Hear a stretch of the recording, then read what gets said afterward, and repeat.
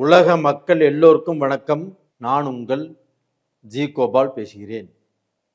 இன்னைக்கு பேசக்கூடிய தலைப்பு என்ன அப்படின்னா, மாத பலன்கள். மாத பலன்கள் வரிசையில் ஏப்ரல் மாத பலன்கள் துலாம் ராசிக்காரர்களுக்கு எப்படி இருக்கும், இதை பற்றி தான் இந்த வீடியோவில் தெளிவாக பேச போகிறோம். இதே ஏப்ரல் மாதத்தில் தமிழ் புத்தாண்டும் பிறக்கவிருக்கிறது. உங்கள் எல்லாத்துக்கும் என்னுடைய புத்தாண்டு வாழ்த்துக்களும் கூட. இப்போ இந்த ஏப்ரல் மாதத்தில் துலாம் ராசிக்காரர்களுக்கு கிரக அடைவுகள் எப்படி இருக்குன்னு பார்க்கலாம். அதாவது 5ஆம் இடத்தில் ராகு பகவான், துலாம் ராசிக்கு 6ஆம் இடத்தில் மீனத்தில் சனி பகவான், செவ்வாய் பகவான், சூரிய பகவான், புதன் பகவான், 4 கிரகங்களும் துலாம் ராசிக்கு 6ஆம் இடத்தில். 7ஆம் இடத்தில் சுக்கிரன் மேஷத்தில். அது போக 9ஆம் இடத்தில் குரு பகவான், 11ஆம் இடத்தில் கேது பகவான். இது இந்த மாத கிரக அடைவுகள். இது துலாம் ராசிக்காரங்களுக்கு எப்படி இருக்கும் அப்படின்னா, துலாம் ராசிக்காரங்களுக்கு அவங்களுடைய ராசி அதிபதி சுக்கிர பகவான். அந்த சுக்கிர பகவான் ஆப்பட்டது அவங்களுடைய ராசிக்கு 7ஆம் இடத்தில் சுக்கிர பகவான் இருக்கிறாங்க. அப்போ அந்த சுக்கிர பகவான் 7ஆம் இடத்துல இருந்து 7ஆம் பார்வையாக அதே சுக்கிர பகவானுடைய வீட்டையே பார்க்குறாங்க.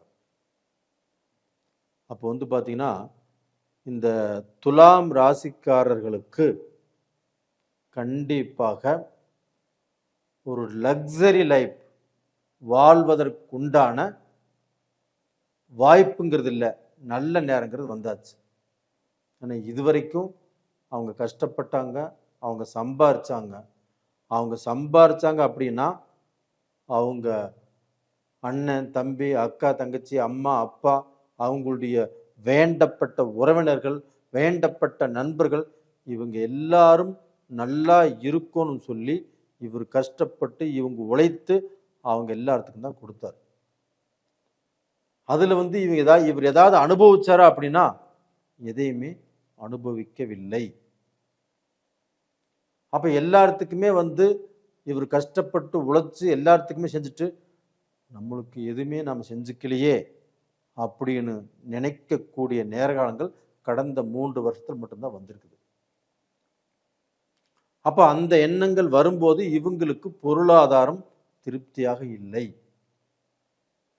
அப்போ இன்னைக்கு பார்த்தீங்கன்னா, இந்த துலாம் ராசியை குரு பார்க்கறதுனாலையும், இந்த துலாம் ராசியுடைய அதிபதி 7ஆம் இடத்துல இருப்பதனாலையும், ஏப்ரல் 14ஆம் தேதி சூரிய பகவான் அந்த மேசத்துக்கு உச்ச பலம் அடைவதாலையும் கண்டிப்பாக இவர்களுக்கோசரம் ஒரு வாழ்க்கை வாழுவதற்குண்டான டைம் வந்தாச்சு. அப்போ இவங்களுக்கு 7ஆம் இடத்துல சூரிய பகவான் உச்சம். அந்த சூரியன் அப்படிங்கிறது இவங்களுக்கு 11ஆம் இடத்து அதிபதி.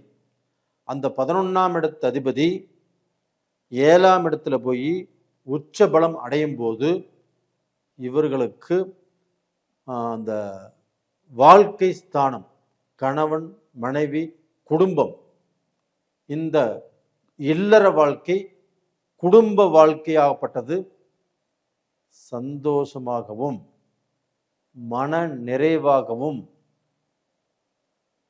இதற்கு முன்னாண்ட ஆண் தப்பு செய்திருந்தாலும் அந்த தப்பை மனைவி கிட்ட ஒத்துக்குவாங்க, பெண் தவறு செய்திருந்தாலும் அந்த பெண்ணும் தன்னை உணர்ந்து அந்த தப்பை கணவன்கிட்ட ஒத்துக்குவாங்க. ஒற்றுக்கொண்டு இவர்கள் ஒரு அருமையான வாழ்க்கை வாழ்வதற்குண்டான வாய்ப்பு உருவாகிறது. அதுபோக அந்த சுக்கிர பகவான் ஆப்பட்டது ஏப்ரல் 20ஆம் தேதி இவங்களுடைய ராசிக்கு 8ஆம் இடத்துக்கு வர்றாங்க.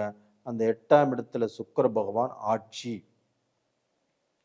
அப்போ அந்த சுக்கிர பகவான் ஆட்சியாக இருக்கிறதுனால கண்டிப்பாக இவர்கள் ஒரு லக்ஸரி லைஃப், அதாவது ஒரு நல்ல வீடு கட்டுவாங்க, நல்ல வீட்டை வாங்குவாங்க.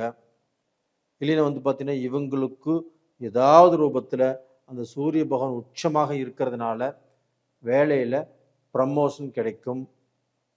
வேலையில் இருந்த அந்த பளு, அந்த டென்ஷன் இவங்களுக்கு குறையும். ரெண்டாவது பார்த்தீங்கன்னா இவங்களுக்கு 6ஆம் இடத்துல சனி பகவான். இந்த 6ஆம் இடத்தில் இருக்கக்கூடிய சனி பகவான் இவங்களுக்கு குருவுடைய வீட்டில் இந்த சனி பகவான் இருக்கிறாங்க. அதே குரு பகவான் 5ஆம் பார்வையாக துலாம் ராசியை பார்க்குறாங்க. அப்போ டோட்டலாக பார்த்தீங்கன்னா இந்த ராசியை குரு பார்ப்பதும் யோகம், 6ஆம் இடத்தில் குருவுடைய வீட்டில் சனி பகவான் இருப்பதும் இவங்களுக்கு அற்புதமான யோகம். அப்போ இவங்க வந்து புதிதாக ஒரு தொழில் ஆரம்பிக்கணும்னு நினைச்சாலும் தாராளமாக ஆரம்பிக்கலாம். அது போக இவங்க ரொம்ப நாளாக நினச்சிட்டு இருந்த ஒரு வியாபாரமோ ஒரு பிஸ்னஸோ பண்ணணும்னு நினச்சாலும் பண்ணலாம். அதுபோக இவங்க செய்யக்கூடிய பிஸ்னஸை டெவலப் பண்ணணுமா பண்ணலாம். இப்போ இங்கே ஒரு பிரான்ச் இருக்குது, இன்னொரு பிரான்ச் இன்னொரு இடத்துல ஓப்பன் பண்ணணும்னு நினச்சாலும் தாராளமாக செய்யலாம். அதற்குண்டான வாய்ப்புகள் இப்போ உங்களுக்கு வந்து நெருங்கி வந்துட்டு இருக்குது. இந்த ஏப்ரல் மாதம் குரு பகவானும் உங்களுக்கு 9ஆம் இடத்தில் இருப்பதாலும் பாக்யஸ்தானத்தில் குரு பகவான் இருப்பதாலும் அந்த குரு பகவான் உங்களுடைய ராசியவே பார்ப்பதாலும் தாராளமாக இவங்களுடைய வாழ்க்கையை, அதாவது பொருளாதாரத்தை டெவலப் பண்ண எந்த முயற்சி வேணாலும் எடுத்துக்கலாம். சனி பகவான் சப்போர்ட் பண்ணுவார். சனி பகவான் உங்கள் தொழிலை சக்ஸஸ் பண்ணுவார். சனி பகவான் நீங்கள் வேலையில் உங்களுக்கு அந்த வேலையில் வந்து எதிர்ப்புகள், போட்டிகள், பொறாமைகள், செய்வினை சூனியம் பண்ணுவதற்குண்டான வேலைகள் எல்லாமே நடந்துட்டுருக்கும். அது எல்லாத்தையுமே தாண்டி வந்துடுவீங்க. இல்லைன்னா அதற்கு உண்டான ஒரு விமோச்சனம் உங்களுக்கு கிடைக்கும். அதே சமயத்தில் உங்களுக்கு வந்து பார்த்தீங்கன்னா இந்த புதன் பகவான் 12ஆம் இடத்து அதிபதியும் 9ஆம் இடத்து அதிபதியுமான அந்த புதன் பகவான் 6ஆம் இடத்துல நீச்சமாக இருக்கிறாங்க.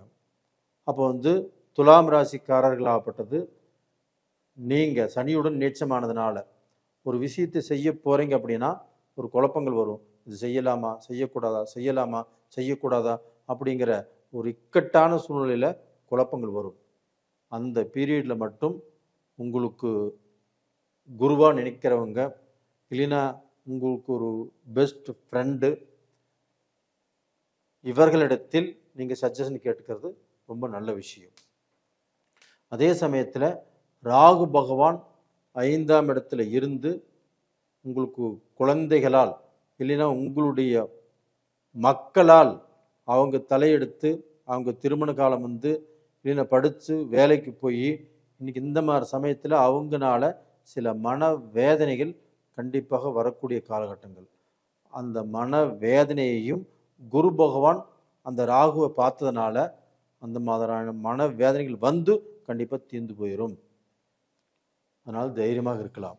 அப்போ வந்து இந்த பீரியடில் துலாம் ராசிக்காரங்களுக்கு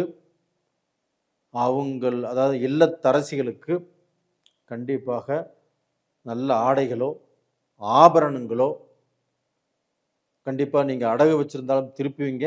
இல்லைன்னா புதுசாகவும் ஏதாவது வந்து உங்களுக்கு வந்து சேரக்கூடிய வாய்ப்புகள் இந்த பீரியடில் இருக்குது.